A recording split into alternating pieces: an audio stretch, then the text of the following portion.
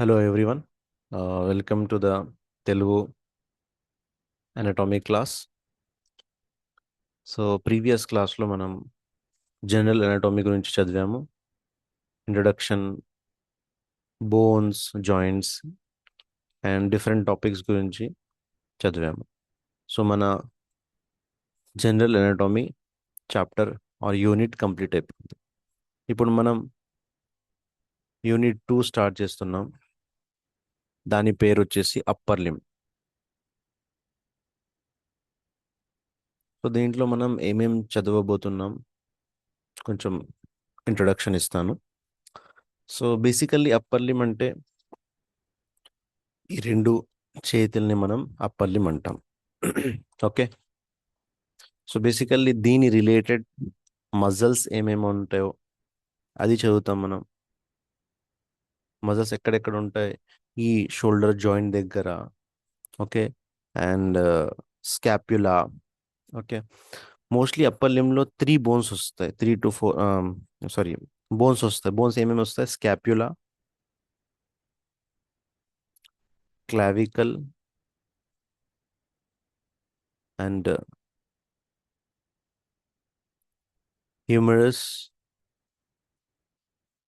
Radius, ulna and carpals, metacarpals and phalanges. So దీనికి connected ఉన్న muscles గురించి చదువుతాం. దీనికి కనెక్టెడ్ అన్న నర్వ్స్ గురించి చదువుతాం. దీని కనెక్టెడ్ ఉన్న ఆర్టరీస్,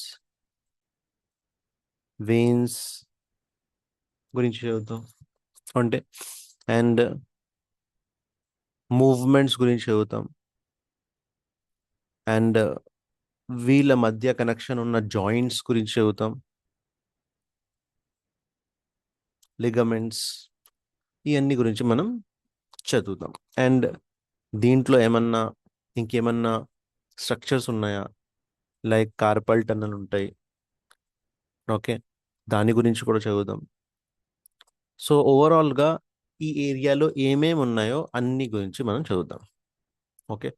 సో ఫస్ట్ ఈరోజు మనం చాప్టర్ 1లో చదవబోతున్నాం pectoral region. Pectoral reason.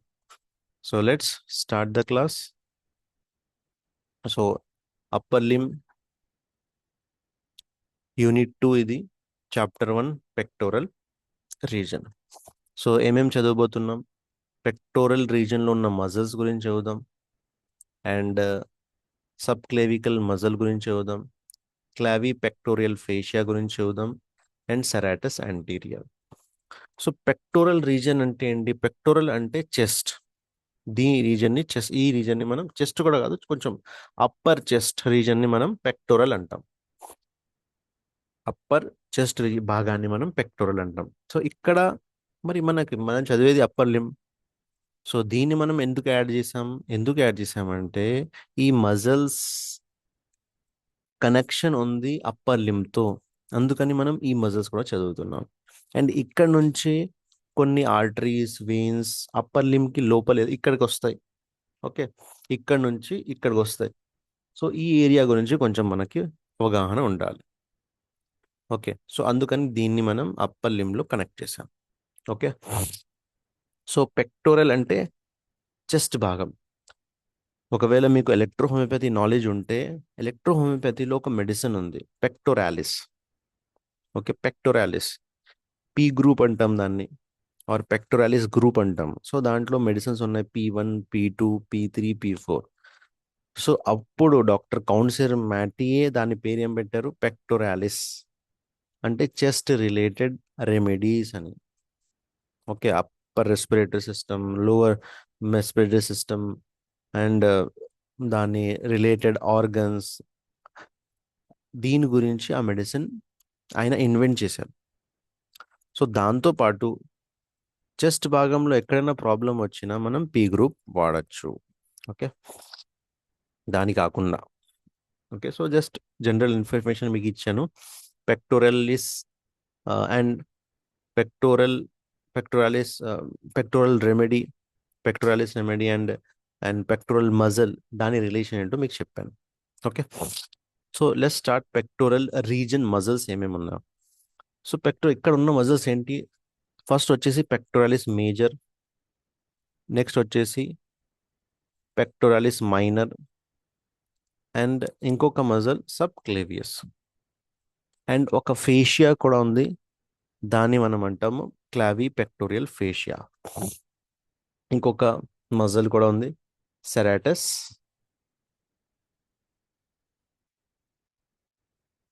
Anterior. Okay, serratus anterior. So ఈ టాపిక్స్ గురించి మనం ఈరోజు చదువుదాం. సో పెక్టోరాలిస్ మేజర్ అంటే పెక్టోరల్ రీజన్లో రెండు మజిల్స్ ఉన్నాయి, పెద్ద మజిల్స్ ఒకటి, చిన్న మజిల్స్. మేజర్ అంటే పెద్దది, మైనర్ అంటే చిన్నది. ఓకే, పెక్టోరల్ మేజర్ ఇక్కడ చూడొచ్చు, ఇది pectoral major muscle. So skin తర్వాత ఏమేం లేయర్స్ ఉంటాయో దాని కింద ఫస్ట్ ఏముంటుంది? మజిల్ ఉంటుంది. ఏ muscle? Pectoralis major. Okay, pectoralis major. So muscles ఎప్పుడు చదివినా అది ఎక్కడి నుంచి స్టార్ట్ అవుతుంది, ఎక్కడి నుంచి ఎండ్ అవుతుంది? స్టార్ట్ అయ్యే భాగాన్ని మనం ఒరిజిన్ అంటాం, ఎండ్ అయ్యే భాగాన్ని ఇన్సర్షన్ అంటాం. ఒక నుంచి స్టార్ట్ అయ్యి ఇంకొక దగ్గర దాకా అది ఎండ్ అవుతుంది. ఓకే, ఫస్ట్ వచ్చేసి ఒరిజిన్, సెకండ్ వచ్చేసి ఇన్సర్షన్ అంటాం. ఇది మనకు తెలవాలి. అండ్ దాని ఫంక్షన్ ఏంటి? ఆ మజిల్ వల్ల మనం ఏ ఫంక్షన్ చేయాలనుకుంటున్నాం? ఓకే, దాన్ని మనం తెలుసుకోవాలి. నర్వ్ సప్లై మనకి తెలవాలి. సో ఇది చాలా చాలా ఇంపార్టెంట్. బ్లడ్ సప్లై కూడా ఇంపార్టెంట్, కానీ బ్లడ్ సప్లై మనం సపరేట్గా చూద్దాం. ఓకే, ఈ 4 ఇంపార్టెంట్ థింగ్స్ మనకి తెలవాలి. ఒకటి origin, insertion, function, nerve supply. So pectoralis major ఎక్కడి నుంచి స్టార్ట్ అవుతుందో చూడండి. ఇది మజిల్ పేరు క్లావికల్, దీని పేరు వచ్చేసి క్లావికల్. ఈ బోన్ వచ్చేసి sternum. So sternum and clavicle నుంచి స్టార్ట్ అవుతుంది. Origin clavicular head, medial clavicle. So ఇది క్లావికల్ బోన్, ఇది క్లావికల్ది మీడియల్ సైడ్, ఇది లాటరల్ సైడ్. సో మీడియల్ 1/3 నుంచి స్టార్ట్ అవుతుంది. అండ్ ఇది స్టర్నమ్ నుంచి 6 రిబ్స్ వరకు. ఓకే, 6 రిబ్స్ వరకు నుంచి ఇది స్టార్ట్ అవుతుంది. ఇట్లా ఇట్లా స్టార్ట్ అయ్యి ఎక్కడికి వెళ్ళి ఇది ఎండ్ అవుతుంది ఆర్ ఒరిజిన్ ఇన్సర్ట్ అవుతుంది బైసెప్టల్ గ్రూవ్. ఇక్కడ దీన్ని మనం బైసెప్టల్ గ్రూవ్ ఉంటాం. ఇది వచ్చేసి ఈ బోన్ పేరేంటి? హ్యూమెరస్. హ్యూమరస్ లో ఈ ఏరియాని ఏమంటాము? బైసెపిటల్ గ్రూవ్. సో అక్కడ వచ్చి అది ఇన్సర్ట్ అవుతుంది. సో మనం బోన్ గురించి చదివినప్పుడు దాని పార్ట్స్ గురించి చదువుదాం, కానీ ఇక్కడ ఎంత అవసరమో అంత నేను చెప్తాను. బైసెపిటల్ గ్రూవ్స్ లో వచ్చి అది ఇన్సర్ట్ అవుతుంది.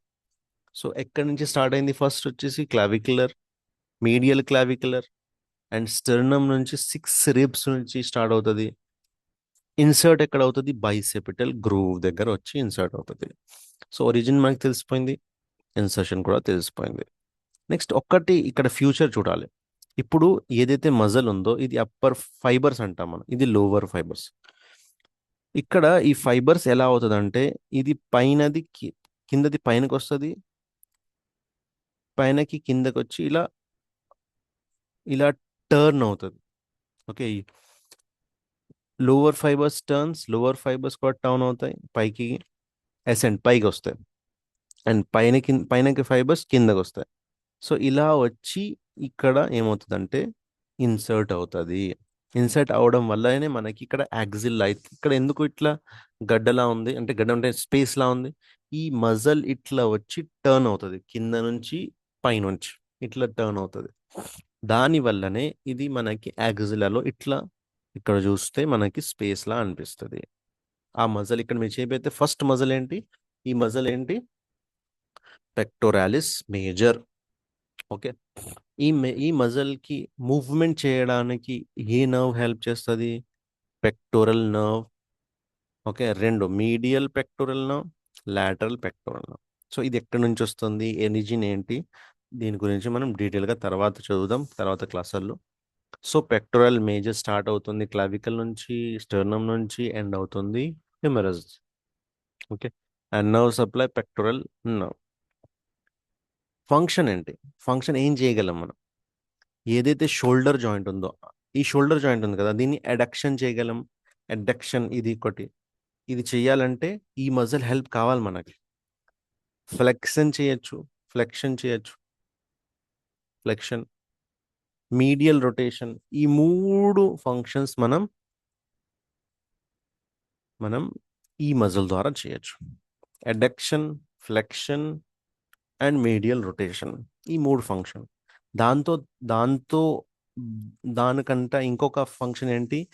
Muscle of respiration. శ్వాస కోసం కూడా ఇది హెల్ప్ అవుతుంది. శ్వాస తీసుకోవడానికి కూడా ఇది హెల్ప్ అవుతుంది ఈ మజల్. ఓకే. సో దానివల్లే పెక్టోరల్ అని పేరు కూడా పెట్టారు, చెస్ట్ రీజన్లో ఉంది కాబట్టి. ఓకే. సో ఫంక్షన్స్ చూసాం మనం. ఎక్కడ నుంచి స్టార్ట్ అవుతుందో అది చూసాం, ఎక్కడ ఇన్సర్ట్ అవుతుందో అది చూసాం, ఏ నర్వ్ సప్లై ఉంటుందో అది చూసాం, ఇది ఇట్లా టర్న్ అవుతుందో అది కూడా మీకు చెప్పాను. ఓకే.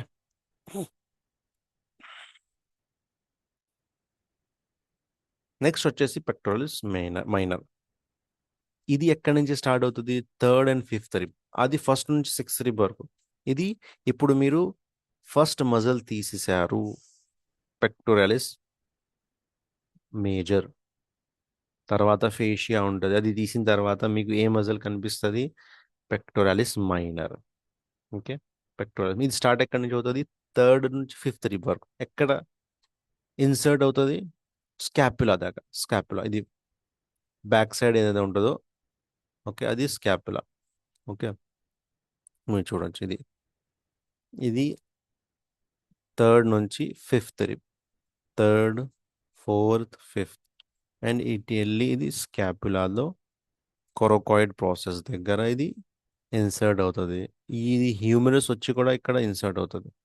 ఓకే. సో ఇక్కడ ఇది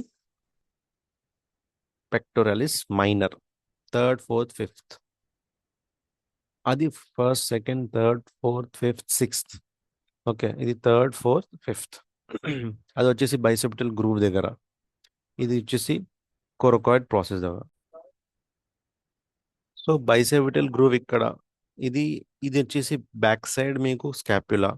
ఇక్కడ వచ్చేసి కొరకాయిడ్ ప్రాసెస్. ఓకే. ఇది humerus bone, coracoid process. So coracoid ప్రాసెస్లో పెక్టోరలిస్ మైనర్ ఇన్సర్ట్ అవుతుంది. ఓకే. ఫంక్షన్ ఏంటి దీనిది? Draws the scapula forward. అంటే స్కాప్యులాని ముందు చేయడానికి హెల్ప్ చేస్తుంది. అంటే మీకు ఈ చెయ్యి ముందు చేయడానికి చాలా చాలా మజిల్స్ హెల్ప్ అవసరం. ఒక్క మజిల్తో చేయలేము మీరు. ఓకే. సో ఈ స్కాపులని ఇది ఫార్వర్డ్ చేయడానికి ఏం హెల్ప్ చేస్తుంది? పెక్టోరలిస్ మైనర్. ఓకే. అండ్ దాంతోపాటు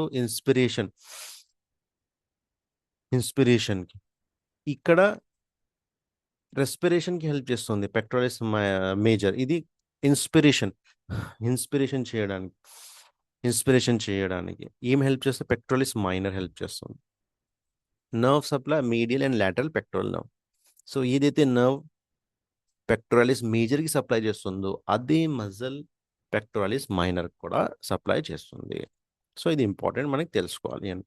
ఓకే. ఫంక్షన్ చూసాము, నర్వ్ చూసాము, ఎక్కడి నుంచి ఒరిజిన్ అవుతుంది, ఎక్కడ ఇన్సర్ట్ అవుతుంది, అది మనకి తెలిసిపోయింది.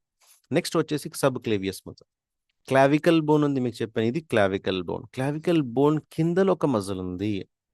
ఇది స్టార్ట్ అవుతుంది ఫస్ట్ రిబ్ నుంచి అండ్ ఎండ్ అవుతుంది 1/3 of clavicle bone. 1/3 of clavicle bone. Okay. First rib దగ్గరే స్టార్ట్ అవుతుంది అది. అక్కడి నుంచి స్టార్ట్ అయ్యి ఇక్కడే ఎండిపోతుంది, క్లావికల్ దగ్గర ఎండిపోతుంది. ఓకే. క్లావికల్ దగ్గర ఎండ్ అయిపోతుంది. ఓకే. సో ఇది హెల్ప్ సపోర్టివ్ మజిల్ ఇది. ఓకే. Supportive muscle. ఈ మూడు మజిల్స్ మనం చూసాం: pectoralis major, pectoralis minor, subclavius muscle. Okay. ఇది సపోర్టర్ మజిల్ క్లావికల్ బోన్కి. ఓకే. ఇప్పుడు మనం ఒక ఫేషియా గురించి చూద్దాం. ఫేషియా అంటే ఏంటి? ఫేషియా అంటే కవరింగ్. ఓకే. ఒక మజల్కి రెండో మజల్కి మధ్యలో ఏదైతే కవరింగ్ ఉంటుందో దాన్ని మనం ఫేషియా అంటాం. ఇక్కడ ఒక ఇంపార్టెంట్ ఫేషియా ఉంది. పెక్టోరలిస్ మేజర్ని మనం ఒకవేళ తీసేస్తే మధ్యలో ఏముంది చూడండి. ఇది పెక్టోరలిస్ మేజర్ మనం తీసేసాం. ఇక్కడ ఒక ఫేషియా కనిపిస్తుంది. ఇక్కడ కింద చూడండి, ఇది మజల్ పెక్టోరలిస్ మైనర్, అది మధ్యలో ఏముంది, ఒక ఫేషియా ఉంది. ఈ ఫేషియా మధ్య భాగం నుంచి కొన్ని కొన్ని ఆర్టరీస్, వెయిన్స్, దీన్ని ప్యూర్ చేస్తుంది. అంటే దాని మధ్యలో నుంచి రంధ్రం చేసి బయటకు వస్తున్నాయి. ఓకే, మధ్యలో రద్దం చేసి బయటకు వస్తున్నాయి. సో అది ఇంపార్టెంట్ మనకి. ఓకే, ఏమేమి ఉన్నాయి చూడండి, ఇంకా మనకి మంచిగా ఈ ఇమేజ్లో కనిపిస్తుంది. ఏమేమి ఉన్నాయి అక్కడ. సెఫాలిక్ వెయిన్ ఉంది. ఈ ఎక్కడ వెళ్తున్నాయి ఏంటి అని తర్వాత మనం చూద్దాం. కానీ ఇక్కడ మనకి ఏం పార్ట్స్ ఏం వెళ్తున్నాయి అది ఇంపార్టెంట్. ఏం వెళ్తున్నాయి, ఒక వెయిన్ వెళ్తుంది, దాని పేరు సెఫాలిక్ వెయిన్. ఒక ఆర్టరీ వెళ్తుంది, థొరాకో అక్రోమియల్ ఆర్టరీ. నెక్స్ట్ వచ్చేసి పెక్టోరల్ నర్వ్ ఉంది అక్కడ. పెక్టోరల్ అక్కడ నుంచి వస్తుంది, పెక్టోరల్ మేజర్కి మైనర్కి.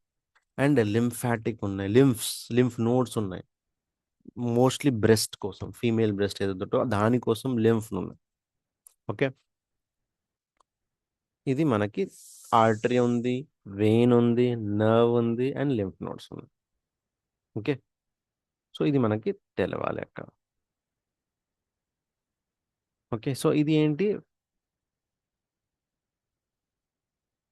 Fascia, క్లావి పెక్టోరియల్ fascia. ఇది స్టార్ట్ అవుతుంది క్లావికల్ రీజన్ నుంచి, మనం మొత్తం పెక్టోరియల్ అంతా కవర్ అవుతుంది. దానివల్ల దాని పేరు క్లావి పెక్టోరియల్ ఫేషియా అని పెట్టారు. చూడండి, చూడొచ్చు, ఇది మనకి పెక్టోరలిస్ మేజర్ మజిల్.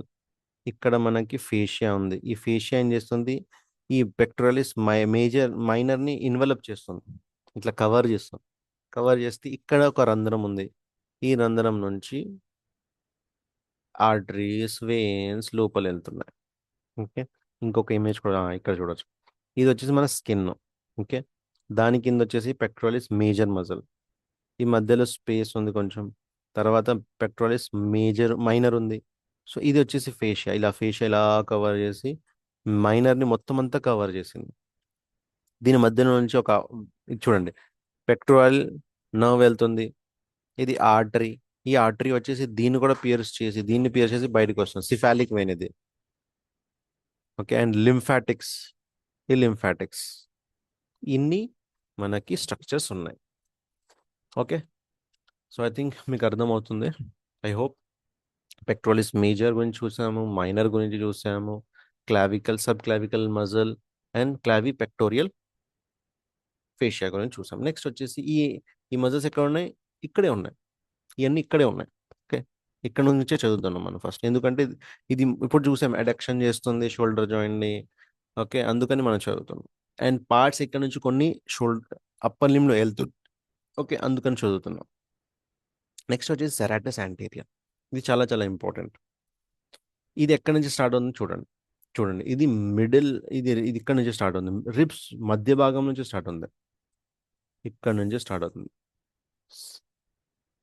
ఎయిత్ లేకుంటే నైన్త్ రిబ్, ఇది ఒరిజిన్. ఓకే, ఇక్కడ నుంచి మధ్యలో మిడిల్ నుంచి పెక్టోరల్ మేజర్ ఎక్కడ నుంచి స్టార్ట్ అయింది, ఇక్కడ స్టార్ట్ అయింది, స్టర్నమ్ నుంచి స్టార్ట్ అయింది, స్టర్నమ్ హెడ్. ఓకే, ఇది మధ్య భాగం నుంచి స్టార్ట్. ఎక్కడ ఇన్సర్ట్ అయింది, మీడియల్ బార్డర్ ఆఫ్ స్కాపులా ఉంది మజిల్. అక్కడ ఆ స్కాపులా అనుకోండి, ఈ స్కాపులా బోన్ మధ్య భాగంలో వచ్చి ఇది ఇన్సర్ట్ అవుతుంది ఇట్లా మొత్తం కలిపి. ఓకే, సో దీని ఇన్సర్షన్ ఇది. ఒరిజిన్ 8-9 రిబ్స్ నుంచి స్టార్ట్ అయ్యి ఇన్సర్ట్ ఎక్కడ ఉంది, మీడియల్ బార్డర్ ఆఫ్ స్కాపులా గుర్తుంచుకోండి, మీకు ఇంకా ఈజీ అయిపోతుంది. సో పెక్టోరల్ మేజర్ ఎక్కడి నుంచి స్టార్ట్ అయింది, స్టెర్నమ్ నుంచి స్టార్ట్ అయింది, రిబ్స్ నుంచి, ఫస్ట్ 6 రిబ్స్ నుంచి. ఎండ్ ఎక్కడైంది, హ్యూమెరస్లో. ఓకే, పెక్టోరల్ మైనర్ స్టార్ట్ ఎక్కడైంది, ఇది కూడా రిబ్స్ నుంచి, థర్డ్, ఫోర్త్, ఫిఫ్త్ రిబ్ నుంచి. ఎండ్ ఎక్కడైంది, స్కాపులా. ఓకే, స్కాపులాలో ఎండ్ అయింది. పెక్టోరలిస్ మైనర్ ఎండ్ అయింది స్కాపులాలో వచ్చి.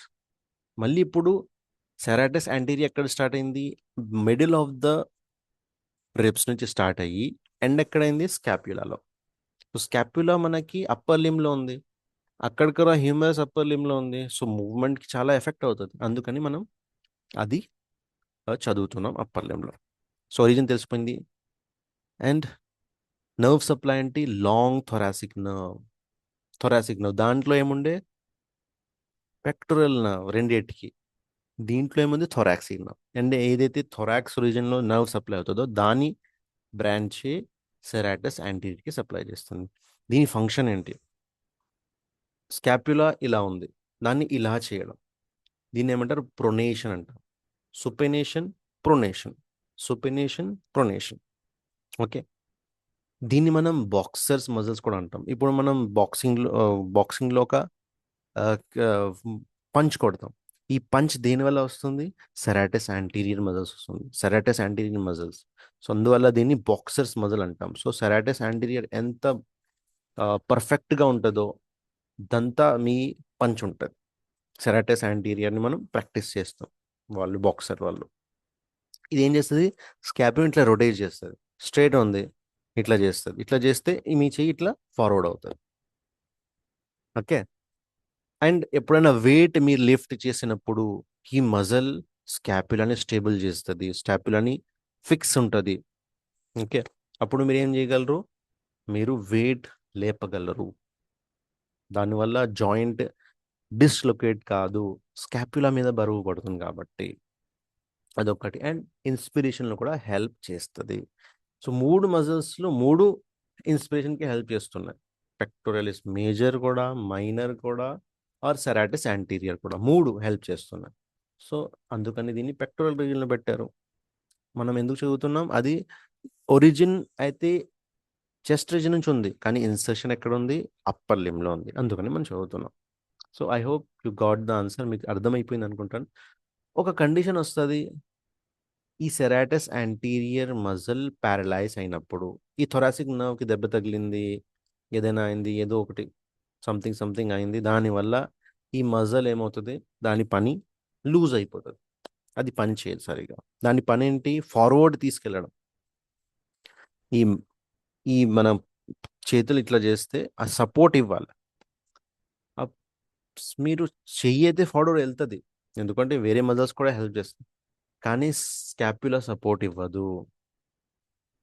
బాక్సింగ్ చేసేటప్పుడు ఎక్కువ ప్రెషర్ రాలేదు, ఎందుకు? సెరీడిస్ యాంటీరియర్ ఈజ్ వీక్, అందువల్ల. ఓకే. సో అప్పుడు ఇలా వింగ్ లాగా వచ్చేస్తుంది. ఇది నార్మల్ కనిపించదు, ఇలా వింగ్ లాగా వచ్చేస్తుంది. ఓకే, వింగ్ లాగా వచ్చేస్తుంది.